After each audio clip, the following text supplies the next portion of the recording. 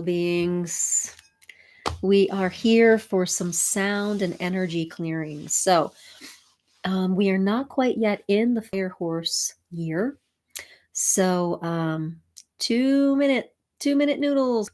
Um, we're not yet in the fire horse year, the Chinese New Year. It happens next month.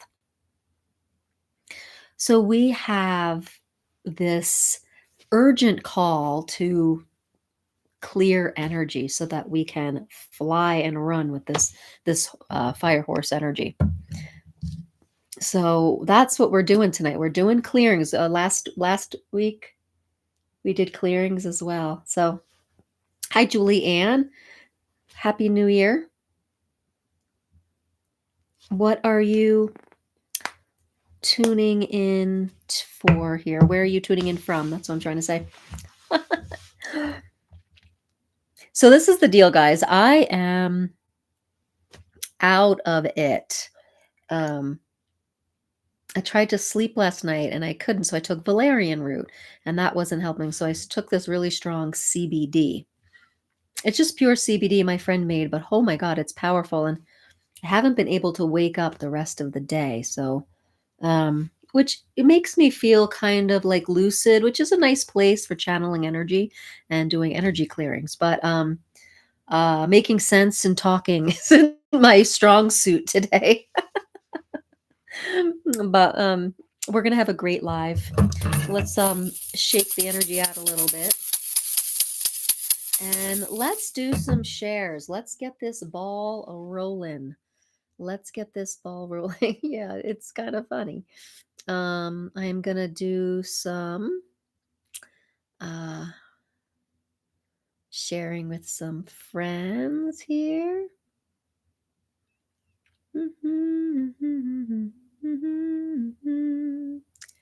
Do do do do do do do do do do. So I am in the share thing and I am sharing it with some folks.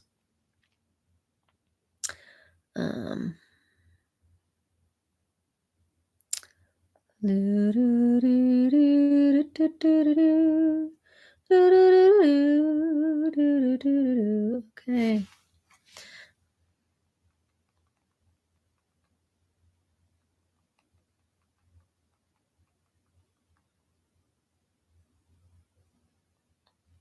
All right. Let's see if we can get this ball rolling here. And get this ball rolling here. Well, the CBD, my friend made it. I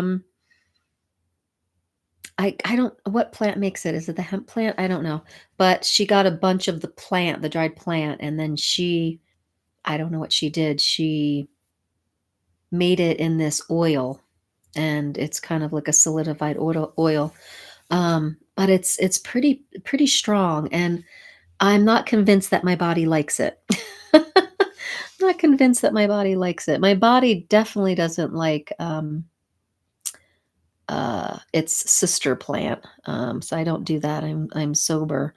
But CBD, I thought I could handle, but obviously I can't. I'm super sensitive. My husband did my astrology reading, and it's a booklet this big, and all through the booklet, the astrology of this lifetime is like, you're super sensitive, you're super sensitive, you're super sensitive to everything. And I'm like, oh, I guess I'm at 54 now realizing I'm super sensitive. Oh, dear word. Let's see what you're saying here.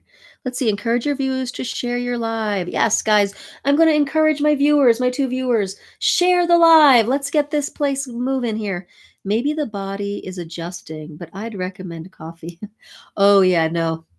This super sensitive soul cannot do coffee either. It's too taxing on my nervous system. I do green tea, though. I do green tea. I love green tea. I made a wonderful blend today. I made nettles, hibiscus flowers, and licorice root with a little bit of turmeric. Yeah, with a little bit of turmeric. So a lovely blend. Lovely blend. All right. Well, it is 7:19 and we are going to set the space here. So, all the sound and energy clearings that we do today, we're asking that it's all done with the highest good and the highest consciousness based in the source, our source divine selves.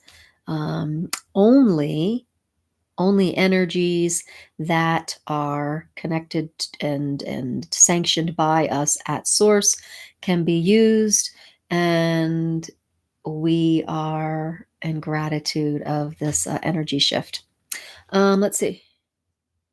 Yes, we are going to instruments. So before anytime you do any kind of session or sound bath or event, it's really important to set the energy, right? Is to claim what energy is allowed here, what's not. So that's what I was doing there. All right. So let's start off with this bowl. This is an F bowl. It's a frosted crystal bowl. It's my F bowl. This is my heart bowl. So my husband and I have been watching a bit of Joe Dispenza, and he talks a lot about heart and mind coherence. This is super important. There's mind awakening, there's heart awakening, and when you can combine the both, and they're both resonating together with our divine self, this is where we're going to find the most peace. And remember the truth of ourselves. Um, all right, so we are going to play this bowl once we get to our first 20 likes here and first 10 people. So we will keep just saying hi, sharing, and putting love into the comments and seeing if we can get at least 10 people here, and I guess our first 100 likes. So let's hang out here.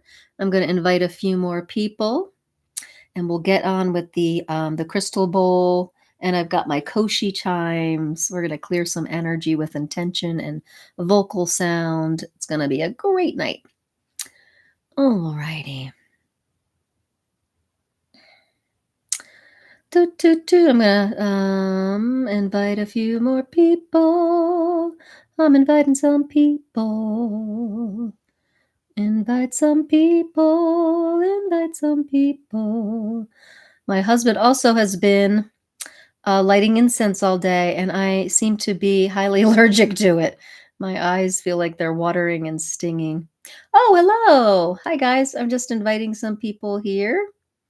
Bum bum ba-da-dee, ba-da-dee-dee-dee-dee. Do do do do do do do do do do do do. The bum ba-da-dee, ba-da-dee-dee-dee-dee. All right, guys. So if you're just joining in, put in the comments what you would like cleared tonight, and where you're tuning in from and how you're doing. Bum, bum, bum, bum.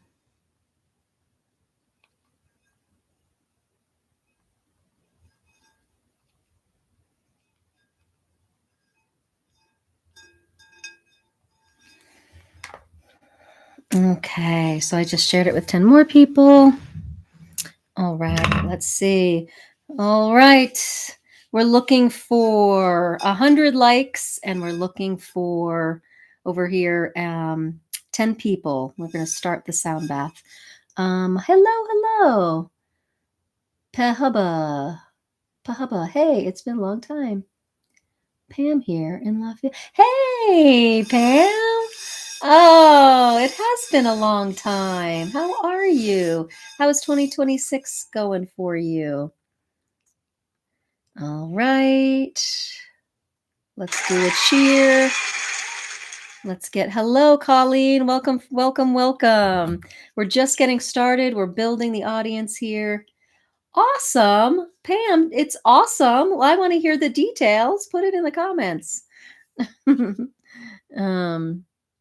What do we got here? We just shared it with 10 friends. All right, let's hit that. I'm inviting gratitude. And gratitude, inviting gratitude. What else are we inviting for the 2026? we're stepping into the fire horse year, which means things are going to get clear for our soul purpose, right? Things are going to get clear and it's going to start going fast. It's asking us to let go of roles and step into new roles, new points of purpose. So, what is that for you? What needs to be let go of so that you can full force head into that energy of no, nothing's holding you back? So that's what we're going to let go of today. We're talking about sound clearings. I'm going to use sound, intention, channeled voice to release. So think of it like Reiki, right? Reiki comes through the voice. Um, I'm a holy fire Reiki master, and so all the energies that I've worked with and been with come through the voice. These days, I like to work with just the sovereign source energy, Holy Spirit and stuff. So that's what's coming through the voice. Hi there, Luna. Hi there. If you wouldn't mind joining us and pressing the like. We're trying to get 10 people over here on TikTok. We got a few people over here on YouTube.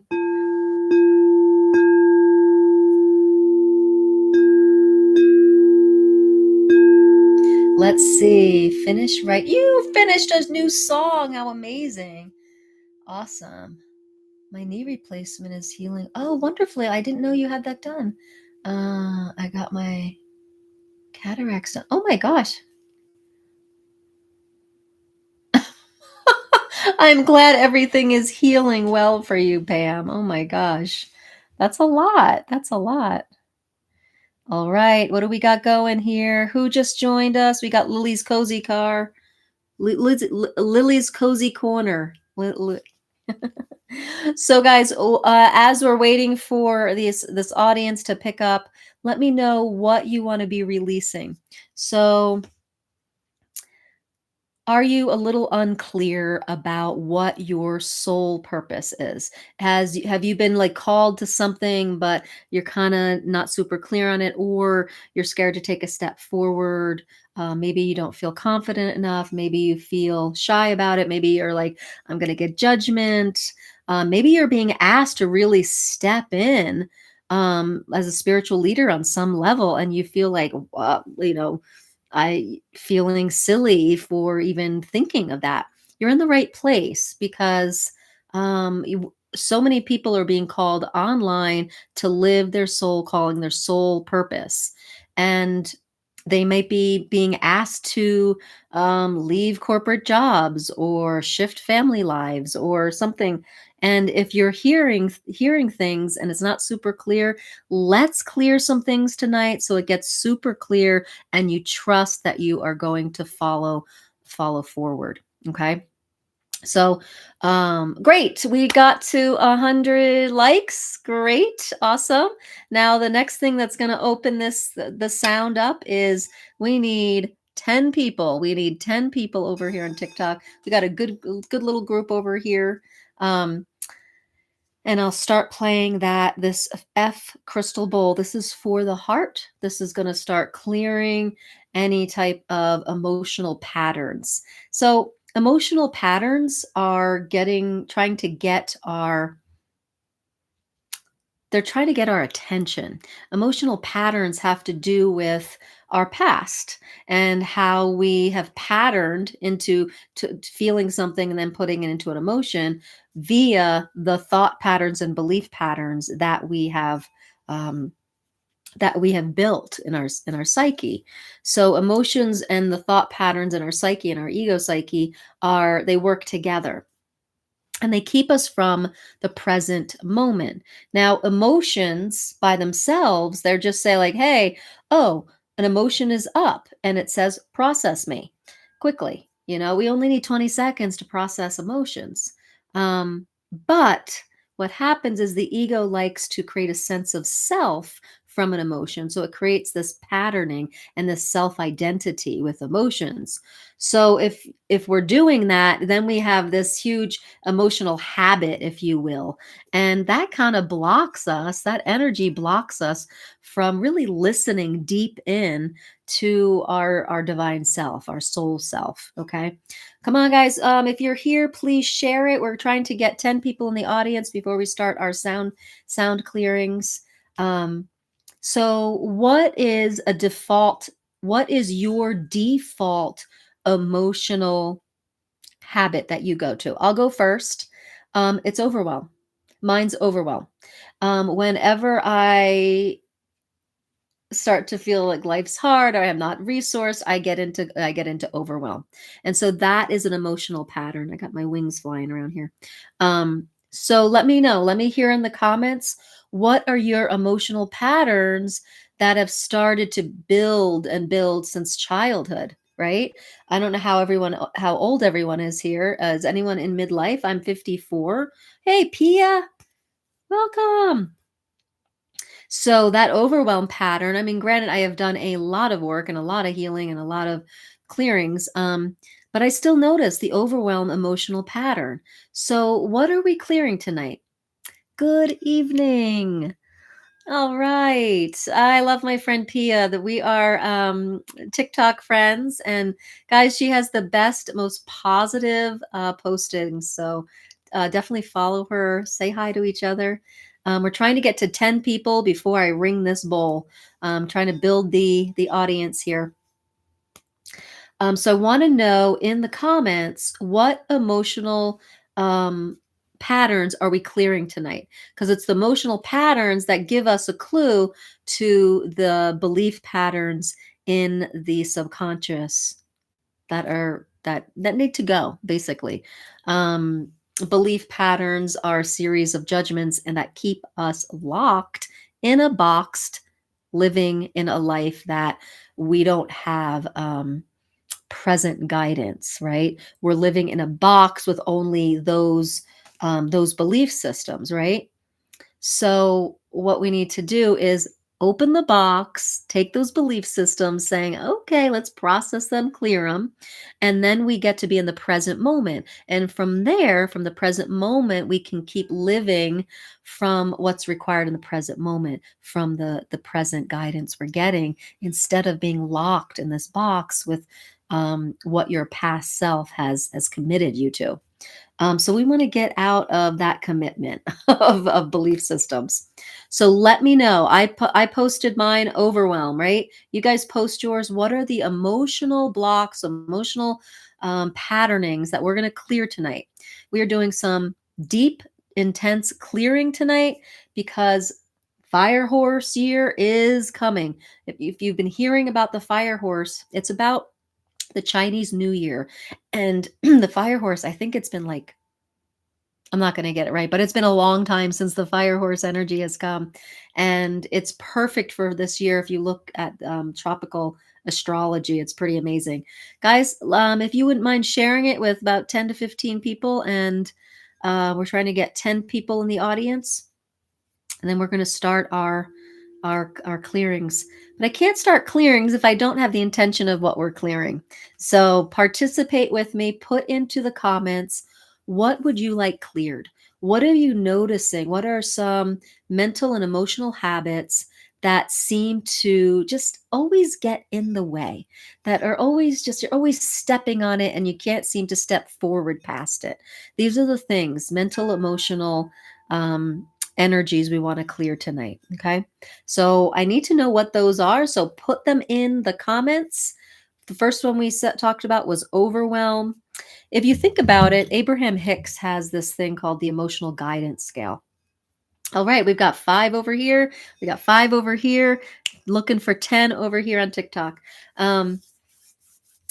The emotional guidance scale is a scale of 22 emotions. The higher emotions are like love, positivity, knowingness, ecstasy. Those are the energies that are close to our divine nature. So when we hang out there, we're feeling really good. But if we drop down and we're hanging out in the lower emotions of that guidance scale, like blame, shame, negativity, disempowerment, anger, it doesn't mean that you don't ever visit those emotions. It means that, oh, it's an alarm system that says, oh, let's process the energy and go back up.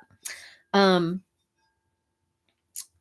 but as I said earlier, we start to identify with that emotion. Like we put the I am, we say I am into the I am angry, I am sad. And whenever we say the I am, that's intense. That is a clear distinction of saying this is what I'm identifying with. So be careful of saying the I am, right? You can say, today I'm experiencing anger. No, today I am feeling anger. Okay, sadness. So sadness, thank you so much for putting something in the comments. I appreciate that. So sadness and overwhelm. So sadness is this pattern of that keeps us pretty low on the scale.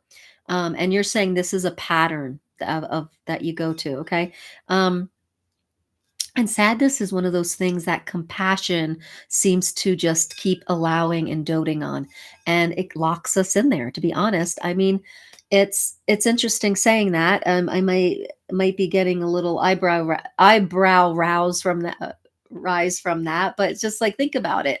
If someone's sad or in grief, we're like, are you okay? Are you, we coddle it a little bit, which, guess what happens? It makes it more real. Oh, thank you. It makes it more real. It makes it solidify more. But think about it. If someone's angry, we don't like, oh, are you okay? We're like, stop being angry, right? It's like, but the thing is, anger is actually a higher frequency than sadness. Right? So we coddle sadness and say it's okay to be sad, be sad as long as you want. But anger, we're like, don't stay angry, fuel that somewhere else. So we got to take a look at this. It's really powerful to look at the emotional guidance scale because it tells you like which is higher. So if you're sad, sometimes you may notice that if you have a pattern to get sad, you might also have a pattern to get angry because the sadness is disempowering. So sometimes we jump into getting angry or even blaming and shaming someone else because that's an actual higher vibrational vibration than sadness and disempowerment and grief. So notice if your sad pattern also includes trying to get out of it with anger, blame, and shame. Just a thought that came. All right, so I think we have something to, guys. We need two more people. We need two more people, and then we're gonna do the first one, and we're gonna clear sadness and grief.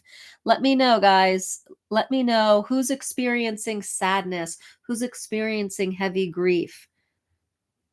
When you're sad, you just get quiet. Yeah.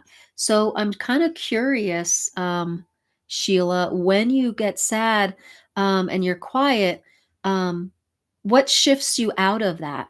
What do you notice happens after sadness? Do you quantum leap to feeling great again and feeling positive and loving, or is there a few steps to doing that? um what do you feel? What's your, so for me, overwhelm, when I feel overwhelmed, I have to start to feel, what happens when I feel overwhelmed? I have to look at the thing. I should get the emotional guidance scale up. When I feel overwhelmed, I have to go general, right? I have to get outside for nature. I have to get inspired. I have to take a nap. So I have to turn off, right? Um, and sometimes we can quantum leap if we give ourselves, if we're quiet and we're sad and we just be with the sadness and we just completely accept it. Like Rumi says, invite it in. And all of a sudden it just dissolves because you're able to sit completely with it.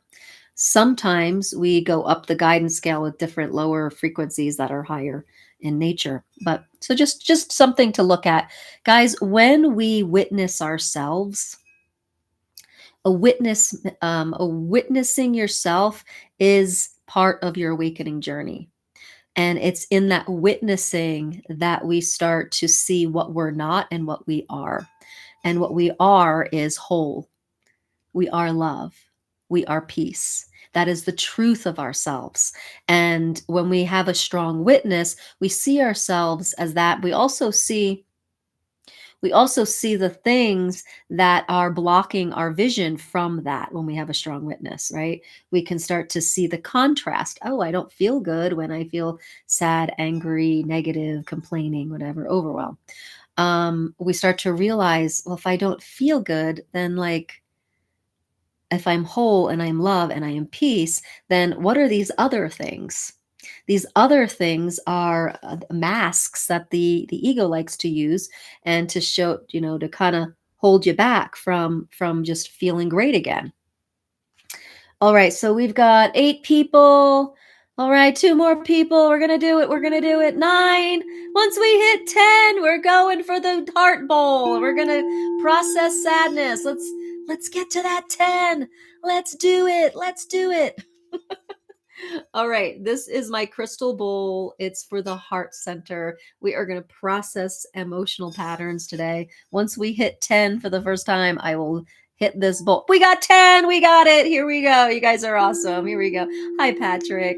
Welcome. And we're back to 9, but that's okay. We hit 10, so we're doing it. This is for your heart center. Tune in to that sadness, that grief that might be sitting there, okay? This is not who you are. It's just an experience that you've had, that you might be holding for someone else, that you might have had. Whatever it is, allow yourself to be completely with it, the sadness, the grief, and put it into the sound. Put it into the sound. Hello, welcome. We're processing grief right now. Notice your attachment to letting it go or not letting it go. What happens if you let go of the sadness? How do you have to show up?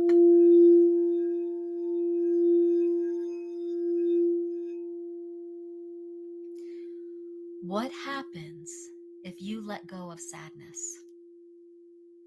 Do you rise up in joy? Is there part of your psyche that doesn't want to let go of grief because, well, people show you a lot of attention and compassion? That might not be your higher self thinking that, but there's a part of your younger self that might, right? So I'll be blunt with you. I had an eating disorder, and that gave me a lot of attention way back when I was a kid. So there was a part of me that didn't want to let go of it for a little while, like being really thin, and people would ask questions. So like, what gives you a lot of attention, but it's really negative attention that solidifies the negative emotional pattern? And would you be willing to let go of that now so that you could open up into your brilliant possibilities? So put those patterns into the sound.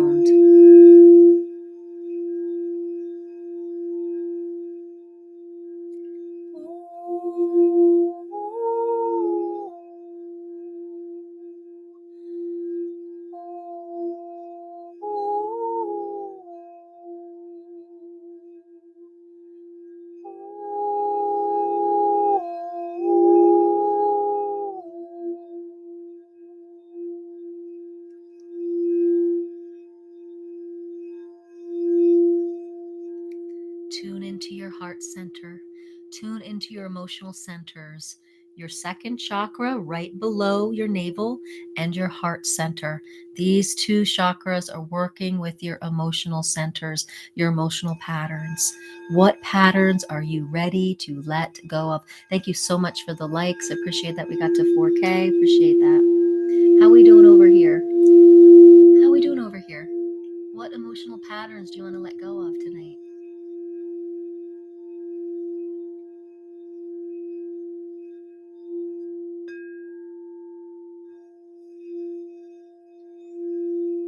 sadness and grief. Find it in your heart. Sit with it. Be with it with the sound. Acknowledge it.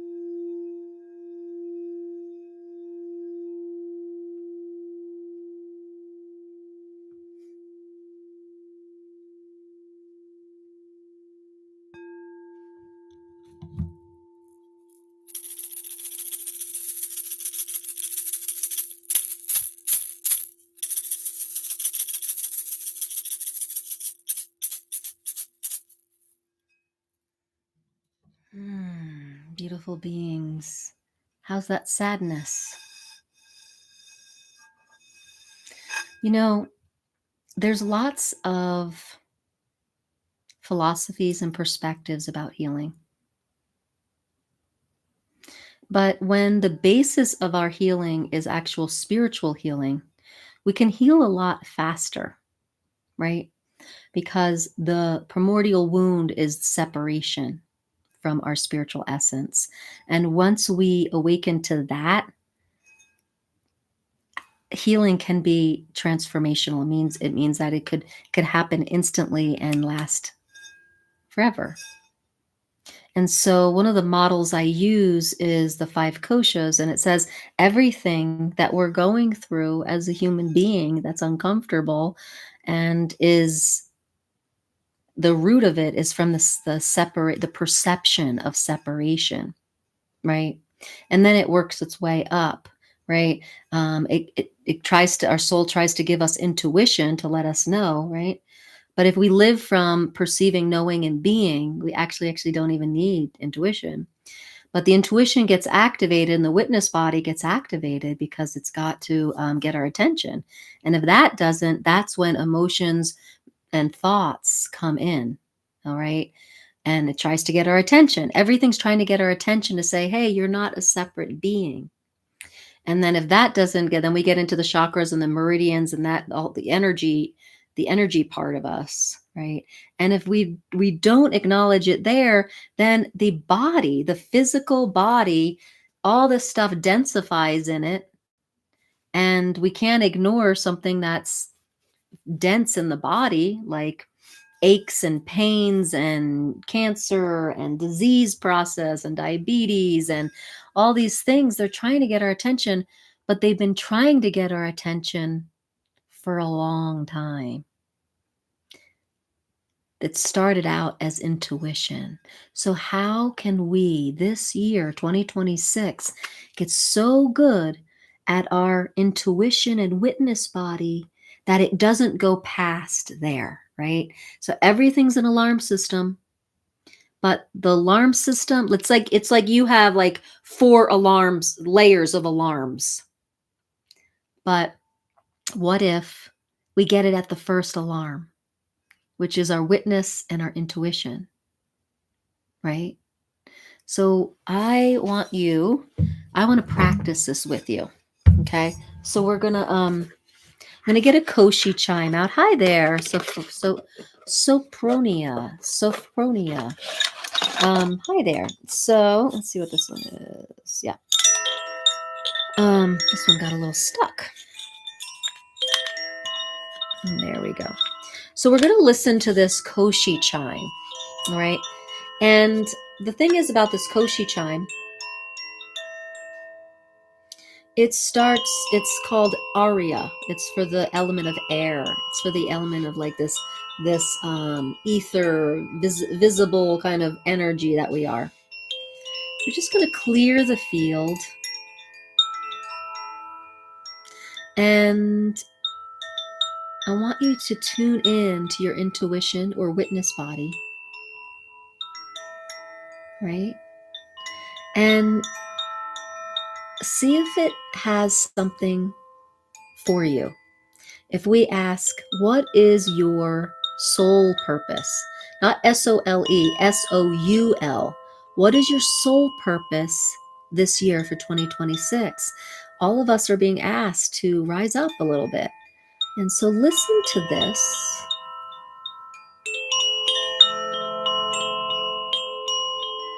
Let it calm the mind and bring you into your witness body.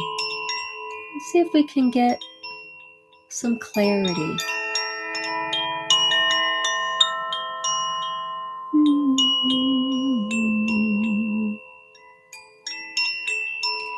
Oh, yeah. Oh, hey, hey. Oh, hey, hey. Oh, hey, hey. Oh, hey. Oh, hey.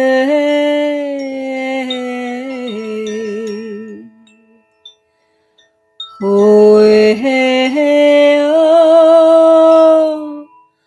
Oh, hey. Oh, hey. Oh, hey. Oh, hey. What is your intuition telling you? Oh, hey.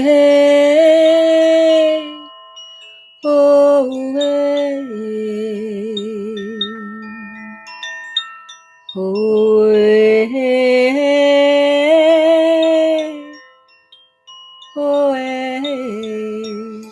All we have to do is quiet the mind, get ourselves into our heart,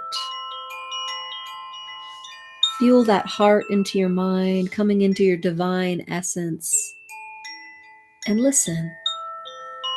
Listen to the awareness there. No, hey, oh, hey, oh, hey, oh, hey, oh, hey, oh, hey. Oh, hey. Oh, hey. Oh,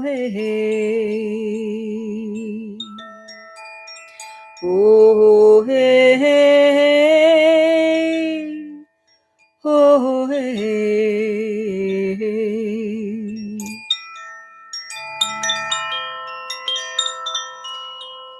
Oh, hey. Oh, hey. Oh, hey. Oh, hey. Oh, hey.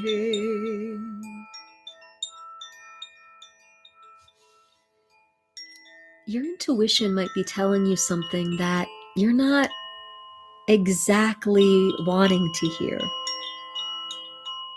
It might be telling you something that your ego's like doesn't really want you to hear. You might be being called to something for this 2026 that's different, a big change for you.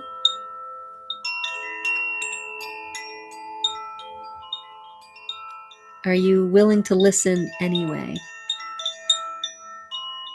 Let me hear some of the awarenesses that are coming through. Oh, hey. Oh, hey.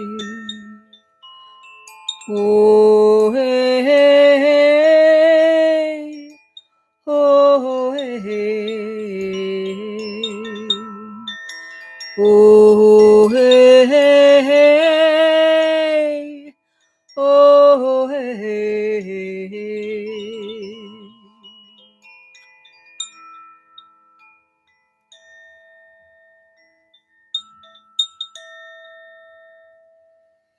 All right, beautiful beings, tune in. Tune in. What came through? Did you have a little witness body tell you something? Did you have a little aha, a revelation, an awareness? We call it intuition. Did anything come through? Look at that, just hanging out here. Look at that. Thanks for the follow, Laura. Look at that little guy.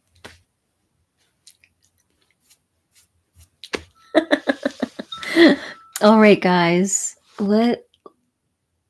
How's your intuition?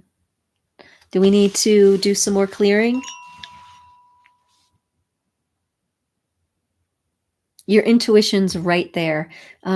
So there's something, thoughts, feelings, and emotions are how we used to create. It's a lower vibration than creating with perceiving, knowing, and being. Perceiving, knowing, and being has to do with your divine self and your intuition. So it lives around that field. But thoughts, feelings, and emotions, they live higher up in our denser existence, right? They live in the mental, emotional, subconscious field.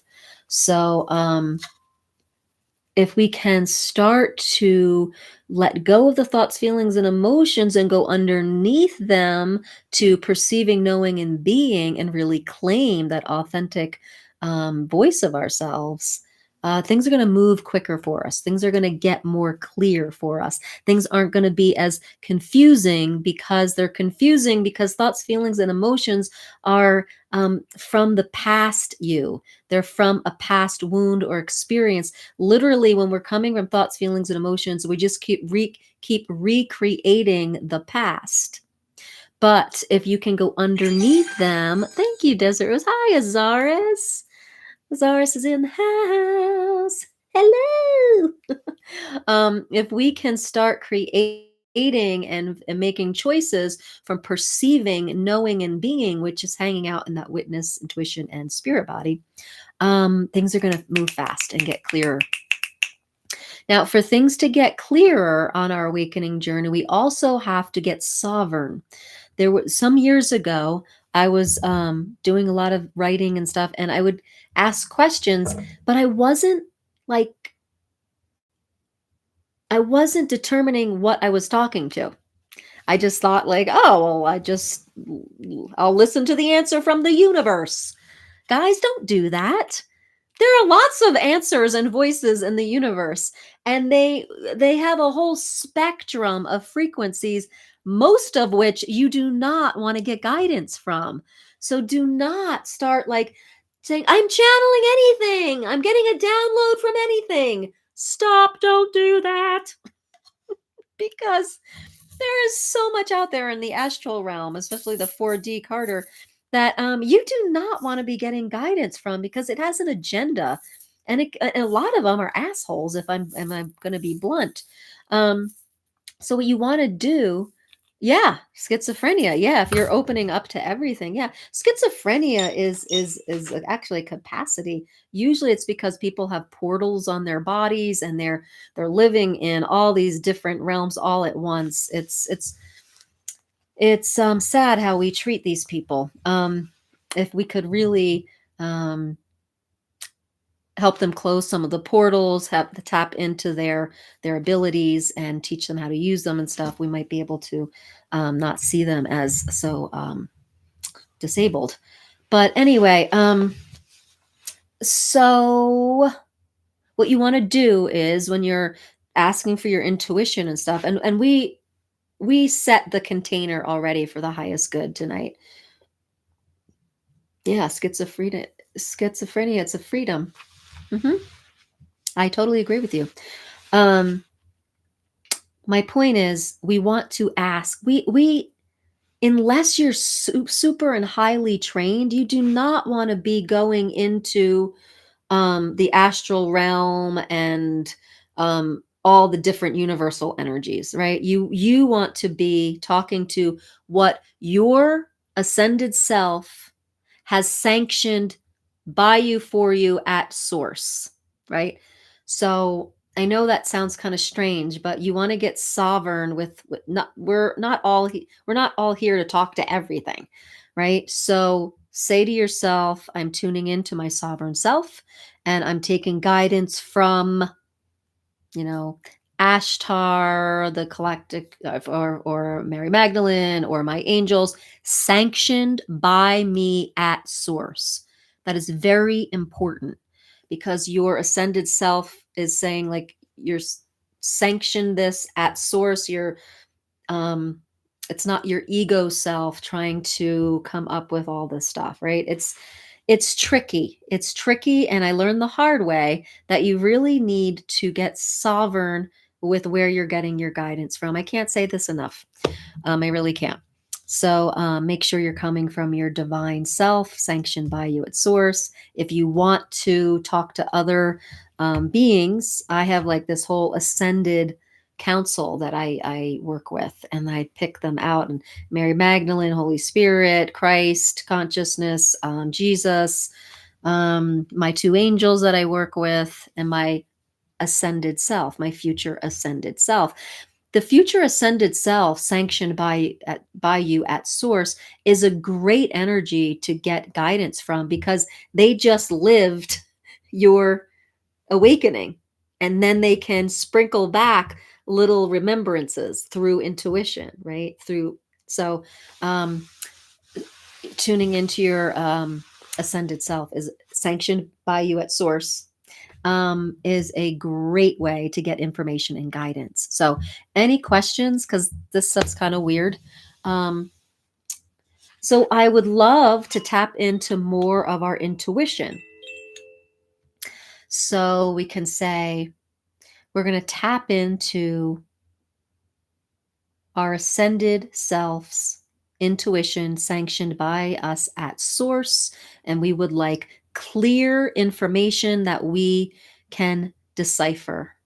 Okay? So here we are. We're going to do this now. So we're going to clear out anything that's getting in the way of our intuition. You guys ready for it? Put a hell yeah, or a thumbs up, or a star, or a heart in the comments if you are ready to have more clear intuition. Let me see it if you're into it. Let me see it. Let's see who wants more clear intuition. All right. I love the sparkles. Yes, yes, yes. Yes, I love the green, the green heart. Awesome, guys. Because what I love it. Thank you. When we are living from perceiving, knowing, and being, this is where we are really living the energy of our authentic selves as a being, an infinite being of wholeness and love and light and peace. And that's where your intuition is going to come from. Okay. So here we go, guys. This is clearing and any veils that hang out over your intuition. Awesome. I love those emojis. Awesome. Awesome. Thank you, Lewis. Is it Lewis? Yeah. Let's do it, Pam. Let's do it. Here we go.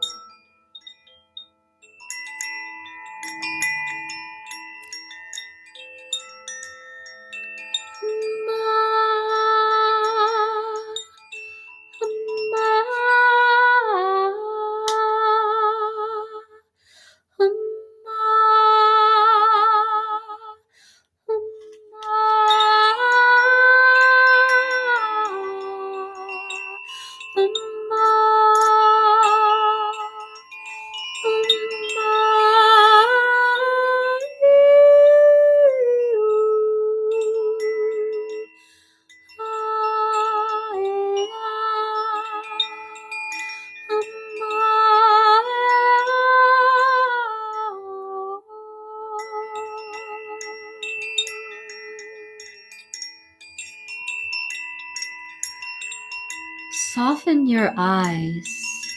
Look up to your third eye, the center of your forehead, as you listen. We're asking our higher self to turn on our intuition sanctioned by us at source. Anything that gets in the way of that, we acknowledge, and we ask all those misperceptions to just be recycled by source. Holy Spirit.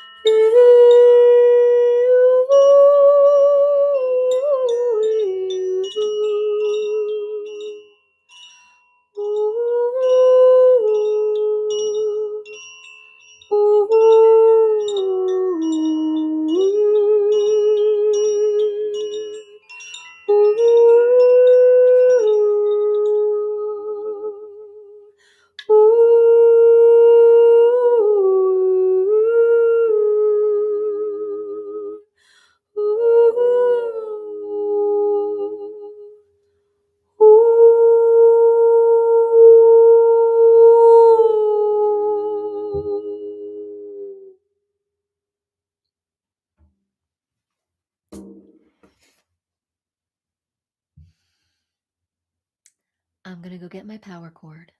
Just sit in the vibration of that for a moment. I'll be right back.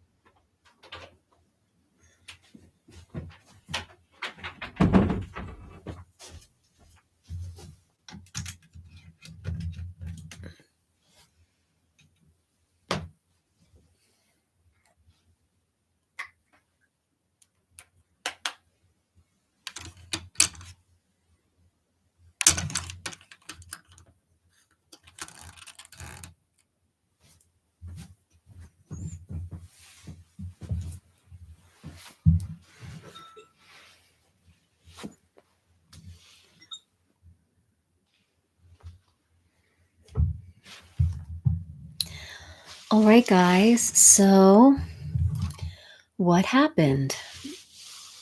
That last bath, did anyone have a witnessing of themselves? Did anyone have a revelation, an intuition that came?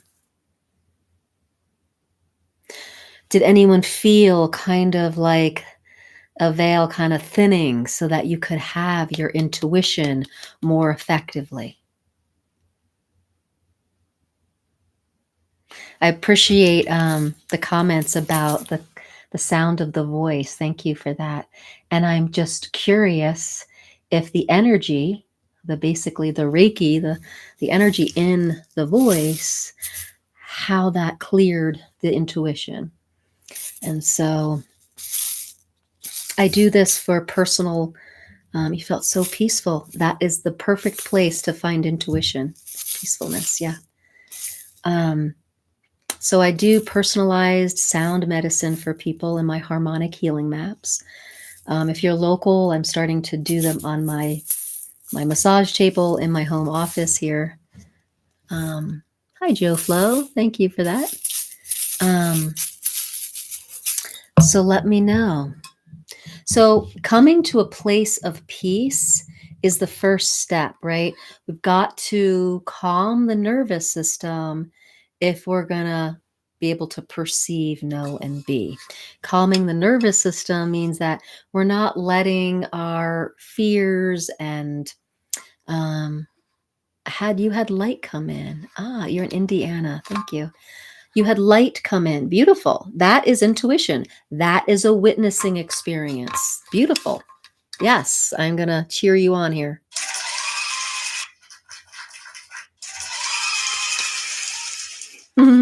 All right, you started with what sounded like to me the words mama, and it made me think of my maternal self, the only wants to the best for me, something to focus on. Beautiful, Pam. That's beautiful. I love that.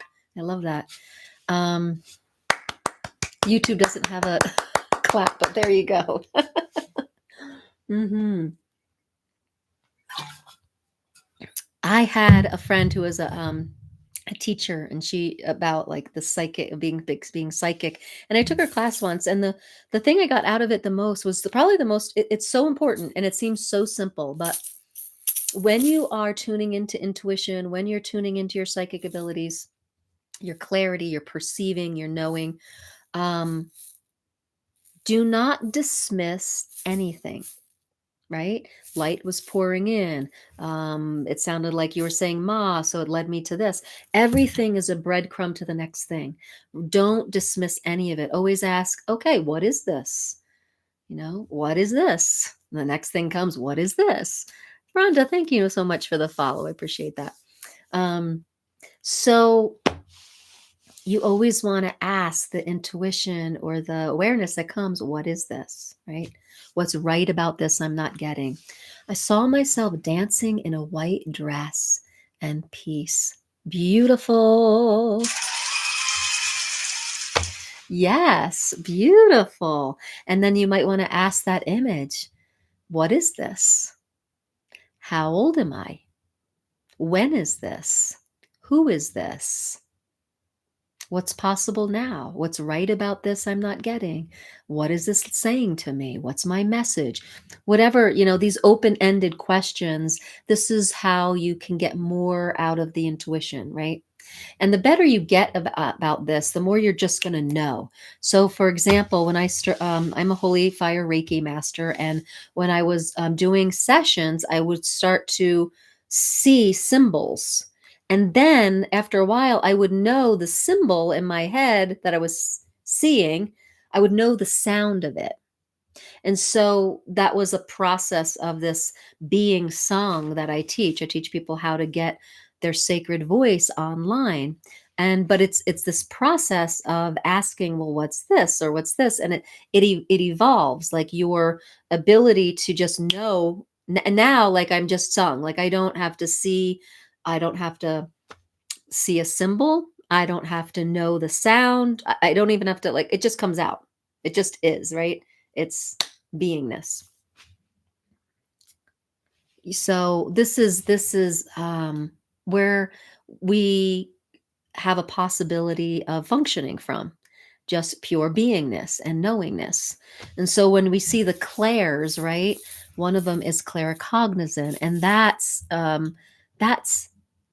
that's that knowing I'm talking about. No, Hi, super fan, catnip lady. Are you here? Yeah, hi, Cheryl. Hi there. So this is where we want to be this year. If you are finding my content, this is where you want. Oh, it's Sam. Hey, Sam. This is where we want to be this year. If you're finding my content, this is where you want to be this year. You want to be playing in the witness intuition body where you can hone your sensitivities of perceiving, knowing, and being instead of the more clunkier, lower vibration of thoughts, feelings, and emotions. And the more you can tune into that intuition, and just ask some questions, the more it's going to become quicker and it's going to become like a knowing. That said, sometimes I like using something like this. Does anyone see what this is? This is a pendulum. And I've never really had a pendulum work for me like this one does. It's got some weight to it. I got it down in Sedona at the Global Center for Christ Consciousness.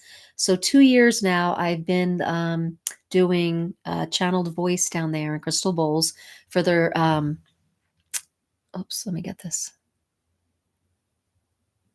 for their Daughters of Heaven conference. And this year, this pendulum spoke to me and it has worked so good for me. So sometimes we can play with our intuition with the pendulum, which I highly recommend because it's just super fun. It's an extension of your higher self. All right. Thanks for all those likes. Appreciate you guys. Oh, look at us. We're at 5,000. Yay. All right, guys. So what's next? How are we getting ready for? Oh, thank you, Laura. Thank you for the roses. Oh, teaching on voice.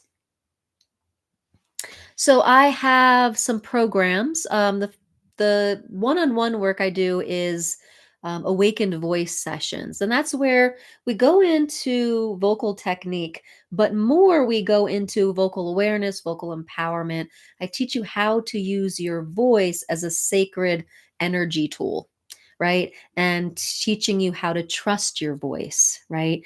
I've noticed a lot of people are starting to really come online. The intuition is like saying, use your voice for healing, use your voice, your voice matters. And they're kind of like, because using our voice can be one of the most uncomfortable, scary things. And so I help people come online to their voice, their sacred voice. Um, I am. I have some mini healings. If you go on my link, you can do a 15-minute one or you can do a 50-minute one. But yeah, I kept the 15-minute one. That is up now. So guys, over on my bio link, if you want to do a 15-minute like power sound clearing with me, we do it on Zoom. And that's over there on the, yeah, you'll see a 15-minute one and you'll see a 50-minute one. So yeah, you just left your job and I'm free to look for something more meaningful. Yes. I also work with a program I call Being Sung, and that's where I take you through all the five koshas. Um, and we do a lot of clearing and detoxing, and then I also teach you how to come online to be a spiritual leader with your voice. And that program is called Being Sung. And if you are interested in that, it's sign up for a free discovery call and I can run you through the blueprints of the group and or of the program and how that all works. Yeah.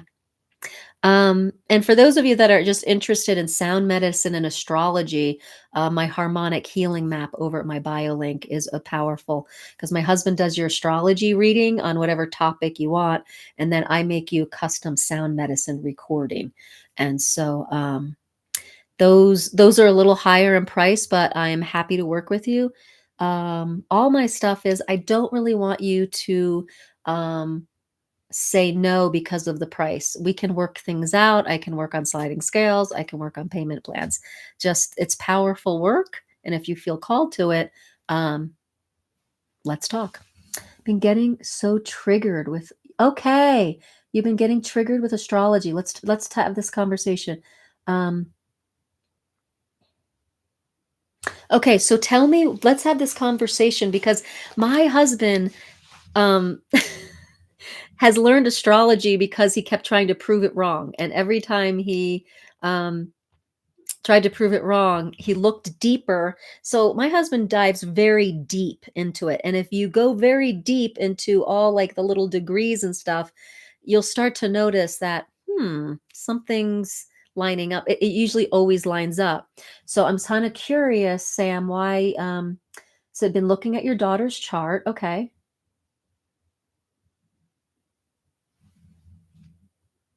You just signed up for something. Okay. So, I have to be on my email list. You sign up for a sound bath and you'll get that and be on the email list.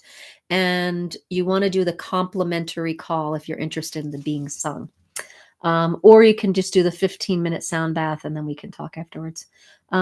So let me hear, Sam, you've been looking at your daughter's chart and what is frustrating you about that?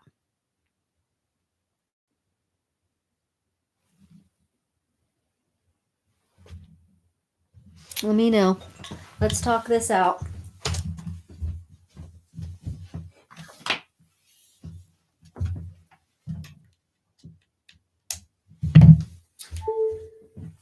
So guys, for a while, astrology, heavy.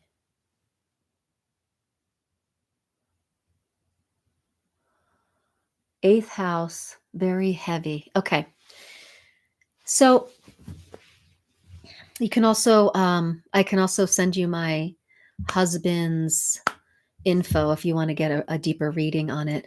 The thing is, guys, there's nothing bad about astrology. It's only giving us the map of this life, of the things that we're working through. Okay. It's just a map of this embodiment, but it's a map to our awakening, basically. It just shows us the things that we're going to be working on, right? And, we don't have to work on it, and we can work on it in different ways. We can have different, broader perspectives about it. Now, like when I look at my kids' signs and stuff and the things that are happening in their lives, like, um, it's not going as I want it to. It's not going to the point of keeping our family in a nice, tight knit group. One of my sons is very independent. He's going to be all over it talks about travel. He's not going to be in my life on a regular basis anymore once he's like 19. And so to me, that feels sad, but it's also like, this is his soul journey, you know? It was Hafiz that said in the Prophet, the children come to us. We birth them into existence, but they are not ours. They are here on their own trajectory. And I am in the process of launching my two boys. And I cry a lot because I just know that they're wanting independence. They're wanting to see what it feels like to fall on their face. They want to make their own decisions. So this is what's happened in our family is that my oldest is 22 and a half. He's pretty established here. He's going to stay here. But we were moving to Europe because my youngest son said he was going to go to Europe, and we're like, okay, well, we want to go. So you go do your own thing, but at least we'll be in closer contact. Now he's saying he's going to stay here in Boulder, Colorado. And he's like, and I don't want you not to go to Spain. I want you to go to Europe. And if you don't go, I'm going to go no contact with you because I want to be alone. I don't want parents right now. And I was like, what? And this is all in his chart, but this is what he needs to do as a being to wake up to more of his capacities and to his life, right? Um, I've been finding this too, but she's a baby. Oh, yeah. Yeah. So it'll show up in different ways as the baby thing, but I mean, if I knew this about I wish I had my chart, and I wish I had someone as detailed as my husband to explain things to me when my kids were babies, because it would have helped me understand the personalities they came here to live. And I probably would have been more patient with them, have had a broader understanding of them. So I feel like astrology for your kids' charts can give you um, such a broader perspective and give you so much compassion and um, empathy and patience as your child's growing into his chart, you know? My husband ever get triggered by astrology? Yeah, all the time. He does. So my husband's he does get triggered by the astrology and it makes him look deeper. And that's why I love his astrology readings because when he does get triggered by it or when he does kind of doubt it or something, he goes deeper into learning and then he finds the more nuanced and the more like um deeper little things. And it's also the transits that are coming through every day, every week, every month, every year that we're also living on top of our birth chart. And that those transits are going to affect people differently depending on what's going on with that transit and how it fits in your chart. So there's a lot to look at. You gave him what he needed and now he wants to test it. Take it. Yeah, thank you, Rhonda. Thank you. Yeah. So my son is I feel like I got to be a stay-at-home mom and I was very present with them. And um I think now they're differentiating. They want to be independent. And I think, like you said, that is a good thing. And that's a sign that I was really present with them and now they have the trust in themselves to go try things out. So yeah, 21, 19, and 16. I understand. It's happy and sad feeling at the same. I know. Yeah. Yeah. Um, Yeah, he's got a stellium, and if anyone knows astrology, he's got a stellium in Aquarius, so he's very like secure and like very wants to like, go for what he's thinking. It's his way or the highway, basically. With strong Aries stelliums, it is their way or the highway. So that's what we're seeing. And Sam, interestingly enough, thank you, Rhonda. I really appreciate that. So what I've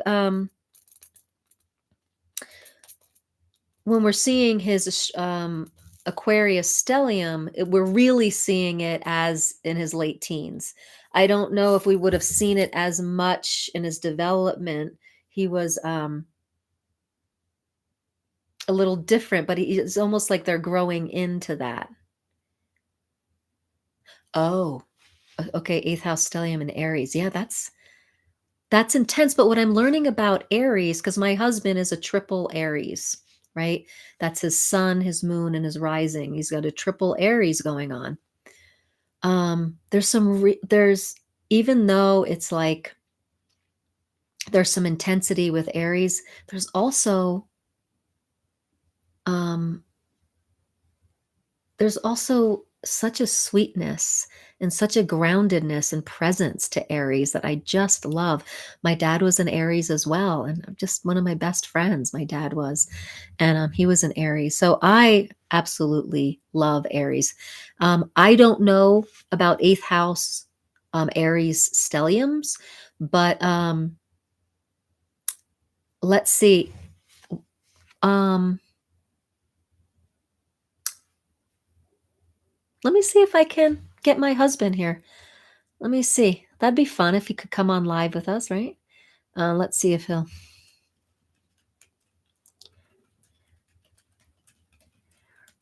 answer an astrology question. All right, let's see if he'll come up. I just texted him. But yeah, but if astrology's not giving you peace right now with your daughter, then take a rest. I mean, get someone that's going to um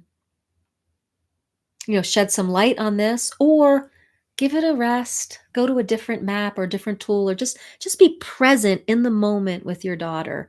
And when you're present in the moment with your daughter, you might get triggered. And this beautiful way of using family as a spiritual life path. Okay. The moment you get triggered from your child, you realize that there's something in you that's requiring healing. Okay. He came. All right. We got the astrologer in the house. All right, guys. So, Sam, this is for you. Um, all right, sweetie. We have someone here. My friend Sam that we've talked to before. Oh yeah. She's getting a little frustrated with it because her daughter is very young and she has an 8th house stellium Aries. The daughter does? Yes, and she's scared. She feels like it's really dark. She doesn't know really how to read it and how to be with her. So Sam, here's Matt, and he wants to. I brought him here to help you talk about the astrology stellium, the Aries stellium in the 8th house of your daughter. There. So if you have a question and you want to ask him, this is kind of fun. Where you on? Which camera? Right here. Camera 1, camera 2. Camera 1 here. Okay. So she was saying, how do you believe it and stuff like that? Because she's such a little girl and it seems so dark. I was thinking like sometimes you grow into things or something. I don't know, but the stellium of Aries in the 8th house, she's a little nervous about. Yeah, so that's definitely, it could be a strong placement, but I don't think any placements are dark necessarily. That's one of the first things. It's just there's some that give that could be more powerful, more potent. So Aries is going to be in an 8th house. That's interesting. That can be someone who is very independent, very impulsive, initial starter. It can be someone who is fiery and someone who doesn't want to put up with much. But Aries isn't always all that aggressive. Aries that's kind of the cliche Aries, but a lot of Aries is actually they can't get pushed for too long. So that's why they can tend to be someone who fights back quite a bit.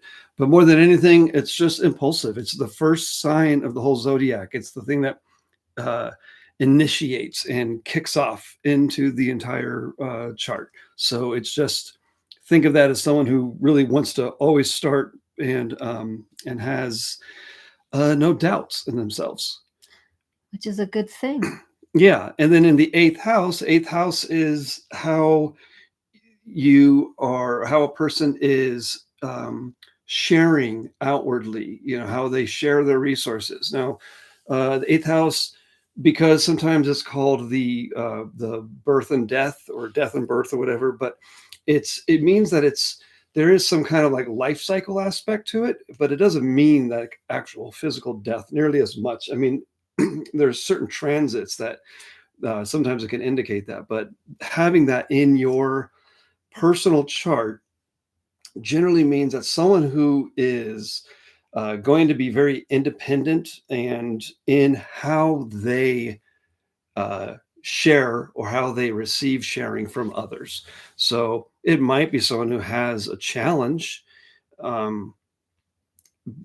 working with someone else once is a little girl right now, right? Mm-hmm. So as she gets older, maybe it's something that she does sometimes have certain challenges in personal relationships. Yeah, sometimes like schooling, like the modern school way of doing things is like putting kids in groups. Like our kid wasn't good in groups. Like that might be something that you tell the teachers like she's good with working on herself, or you find education that helps her initiate and she can work on her own.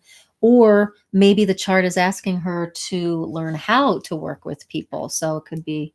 Yeah. And it depends too on what that stellium includes. So if you want to, here's this right here. Let's see. Mercury, Venus, Chiron, Saturn, and the North Node. Wow, that's a pack. Okay, so Chiron in Aries. I've got Chiron in Aries, and that's kind of like that acts as a sort of a subduer of all that Aries energy. It's some certain personal wounds that can be, a thing you have to work through. Everybody has Chiron somewhere. Saturn there also, Saturn in Aries.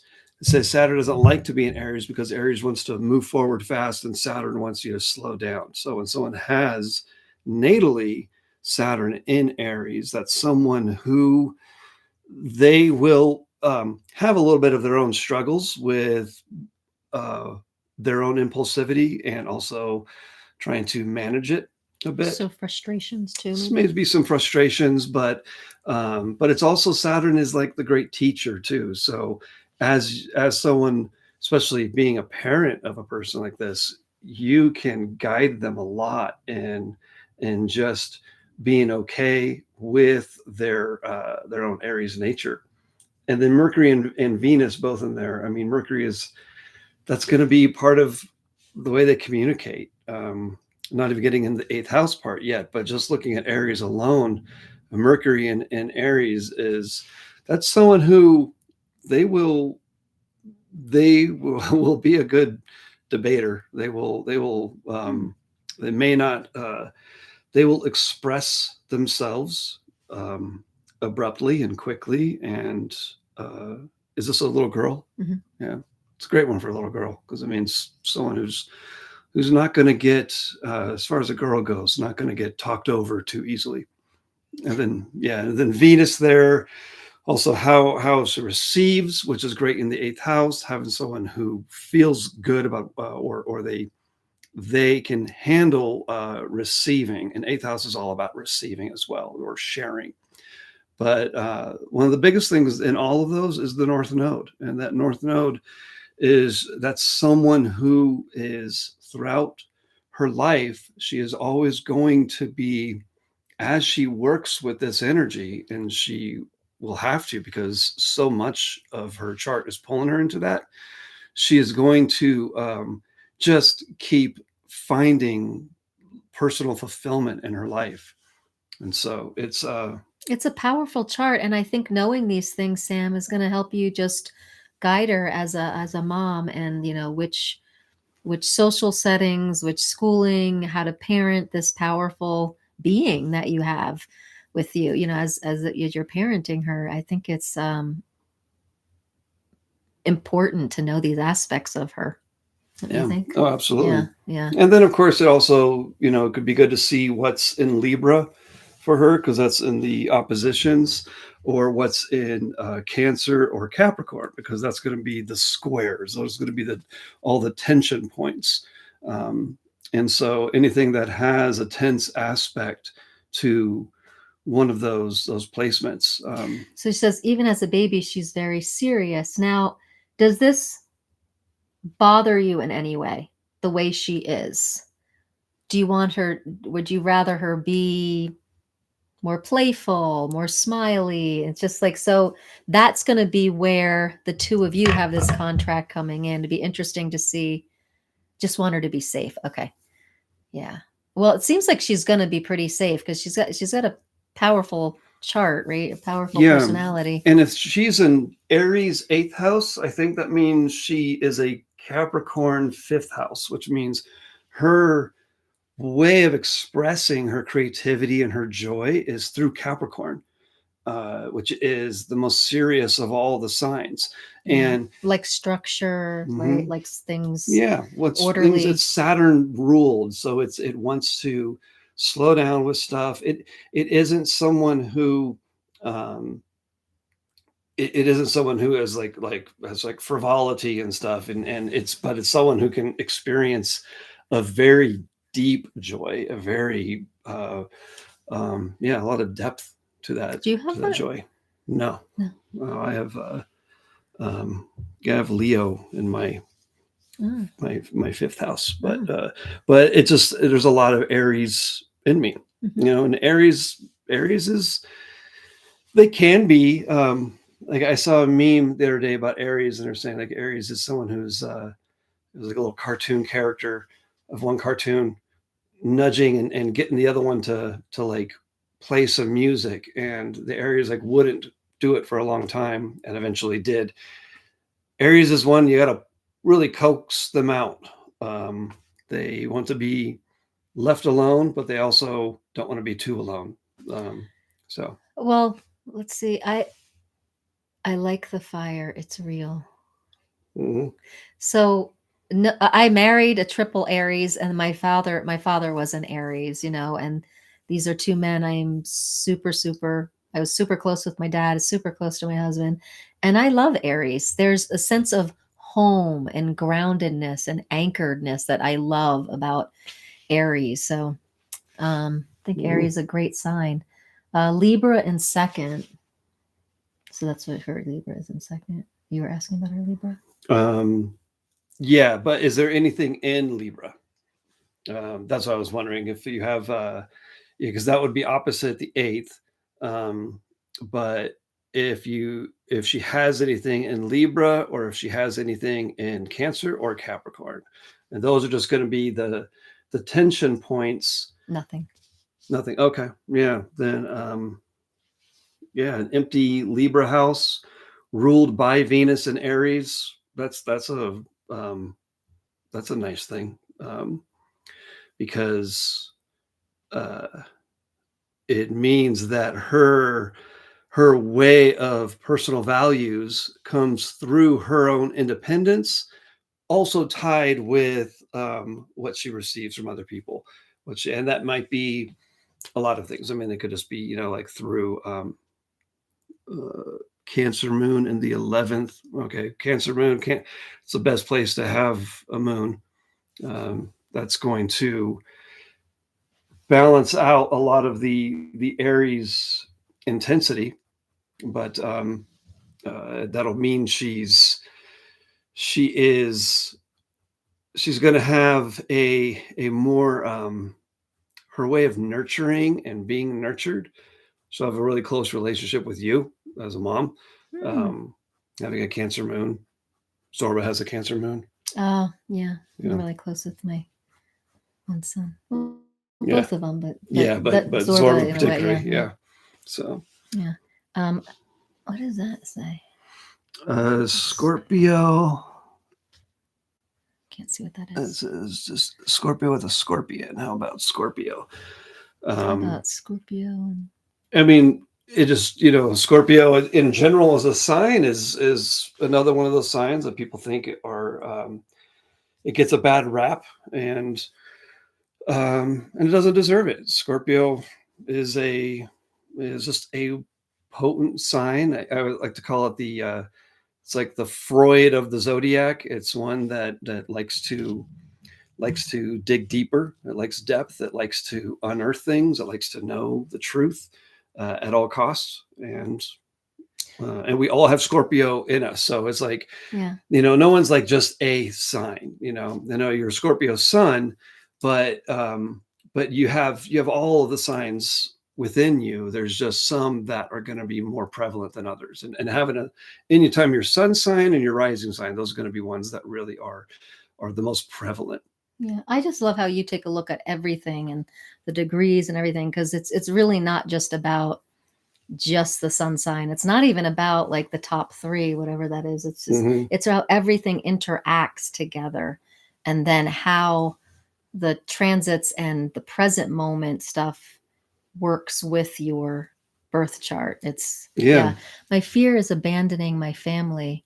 So many planets there scared me. My fear is abandoning. Is that for your daughter that has um, so many planets there Ah, in okay. My fear Aries? is abandoning my family. So many. Oh, meaning like she has so many things there, Mm. being so independent that she would be.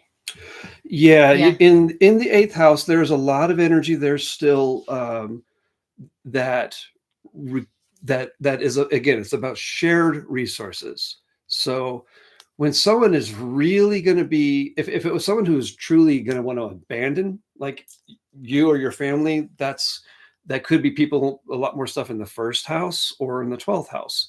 um, those are houses that are way more independent than any other one. But in the eighth house, it's someone who still really is, so much, especially North Node there.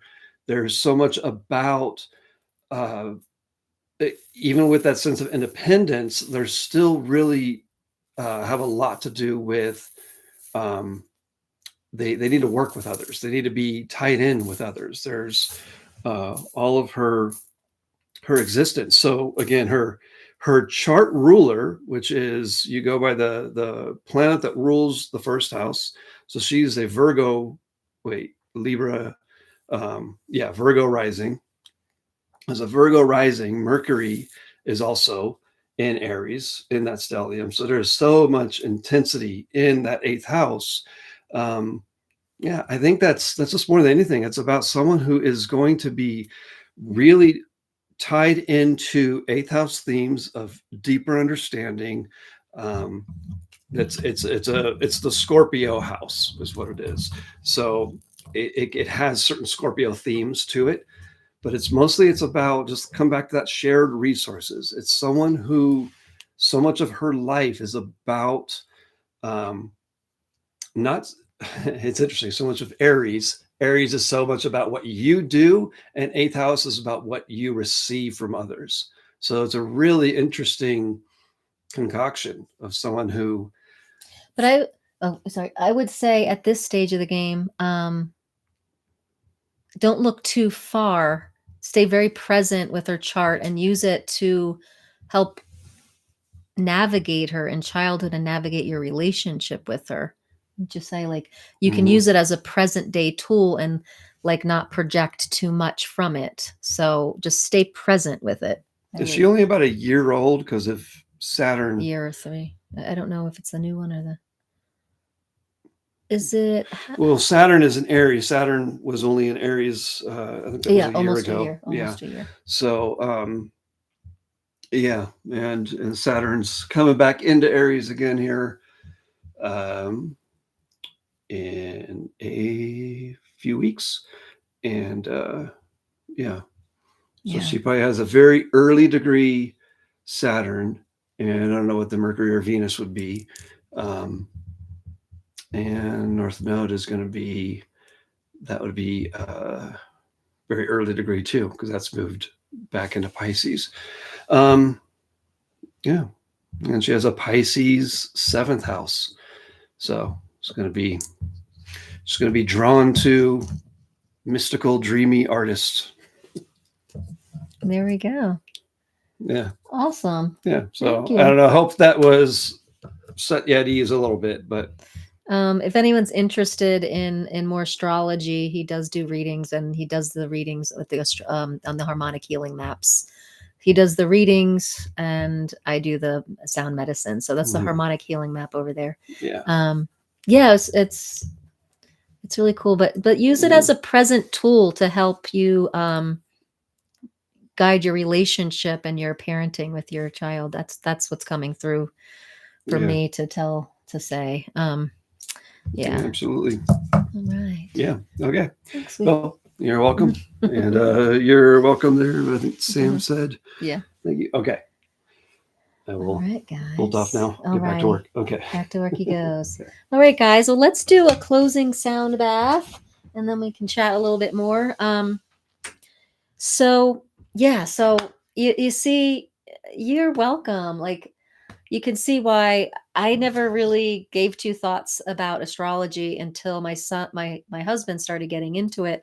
And I just love how he perceives it and dives deep with it. So I love his readings. All right, guys. So sound bath. I'm going to get the big moon drum out. We are coming off of a new moon. Right? A powerful new moon yesterday. You're so welcome. And so new moons are about intention setting, manifesting. But we want to come out of manifesting consciousness and coming more into our beingness consciousness, where we trust our higher self, trust our divine self. That's going to help us get into that higher functioning, higher vibrational functioning of perceiving, knowing, and being. So we're manifesting from divine will, not our personal will, which still comes through our personalized experience in life, right? Um, so the sound bath is all about just rising up and perceiving, knowing, being in our authentic self, our authentic self. And our charts tell us a little bit about what this embodied authentic self came to explore, to remember more fully the true self. So that's how that works. All right, guys. So here we go.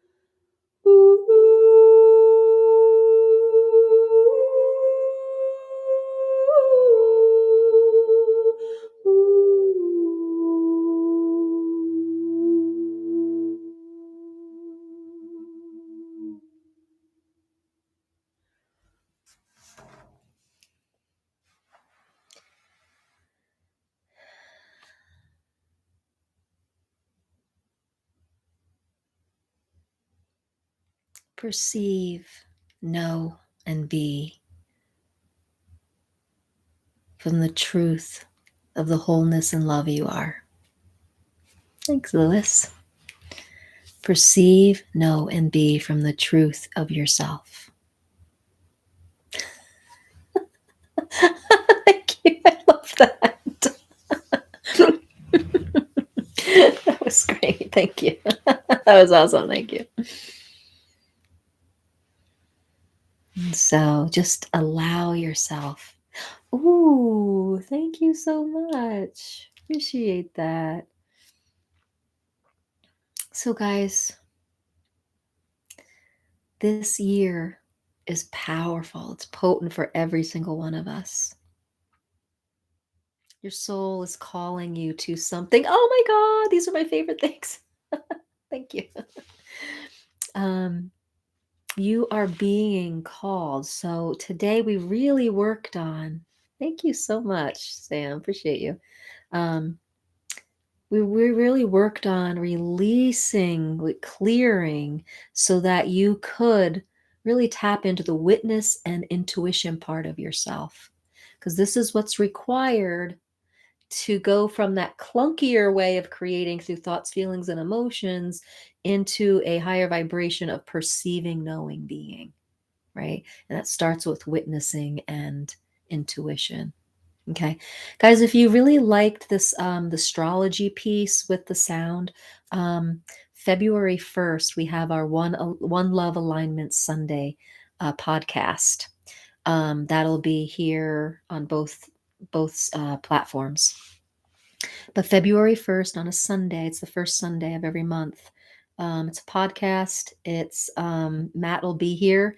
He'll be doing the astrology of the month for February, and he'll be and I'll be doing the sound bath, and we'll be having a metaphysical conversation about what's coming up in the astrology, and I'll be giving metaphysical and sound tools to help us work through some of the energies at play. So that's February 1st. So I've got some other dates you might want to write down too. This Friday evening is the 23rd. It's a really potent time to gather and hold a love frequency basically for the collective, because at the end of January there are some really intense things. You can Quantum of Potential is my husband's page name. It's our business name over there. So Quantum of Potential. And the harmonic healing maps that we do, we'll be doing, you can find those in my the astrology and sound. You can find those in the bio link. What else? What else? Okay, so the 23rd. So all the lives will be coming through my feeds. Tomorrow, we are holding the love frequency together to put the love frequency in the collective. So that's tomorrow morning, 8:45 a.m. Friday, I don't know what the date is, so watch for the date. I mean, the time. So that'll be Friday night. We're going to gather again, and then February 1st. Okay. So those are important lives. And my husband's page that he's been growing over here is called Quantum of Potential. And that's where we're going to be doing a lot more of our collaborated work over there together. Anything else? Any last minute questions about soul purpose, clarity, the fire horse energy, intuition, perceiving, knowing, being? Let me know if you have any last minute questions. And if you're just curious about the offers that I have, I do a free call, a 30-minute call where you get on there. I think it's 20 minutes, 20 or 30 minutes. But you get on there and we just chat about what's going on for you. I give you a blueprint of some things to follow and tell you how I can support you. You are so welcome. I hope that kind of calmed you a bit to just kind of be present with your daughter's chart, and what a powerful, beautiful being she is to come live that chart. So, and you get to mother this beautiful being into the world. So it's beautiful. Beautiful. Beautiful. Hello, chicken man. So yeah. So tomorrow and Friday night and February 1st, we will include sound activations, sound clearings, as well as the astrology will be on Friday, the 23rd, and February 1st on Sunday. So I'll be posting them here. So think about this, guys. Everything you're going through is cool. Everything you're going through is a frequency, right? Everything we're experiencing in this field is based on a frequency, is based on a vibration, right? Anything that's of source is kind of beyond vibration, right? So that's why sound works so well, intention plus sound, and you get underneath that, you get underneath like a physical thing or an emotional thing, and you get to the vibrational root of it, because everything's created from sound, focused intention and sound. That's why it works so quickly, and that's why it works to detox you as well. And so, yeah. Anyway, um, I love that we're in a time in history and time of the planet where vibration and sound are all ways of healing now, ways of remembering, ways of like detoxing so that we come back to our authentic self. Um, yeah. So we love combining the astrology and the sound healing together. There'll be more this year on that. My husband and I are going to be collaborating a lot more.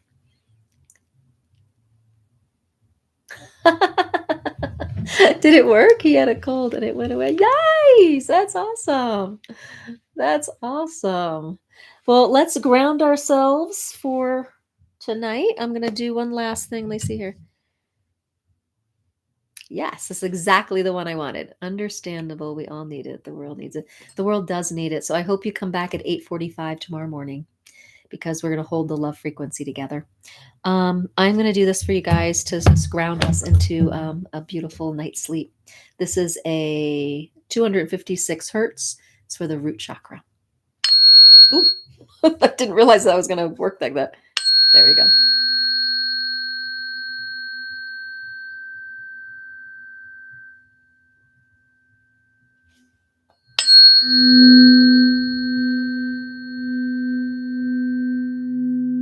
This is the root chakra.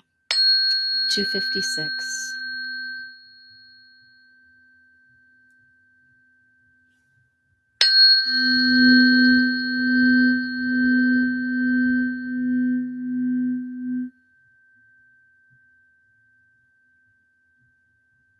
Okay.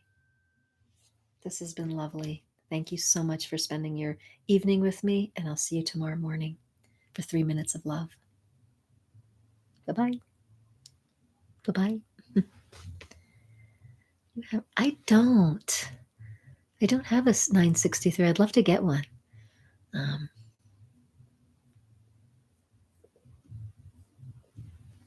I have.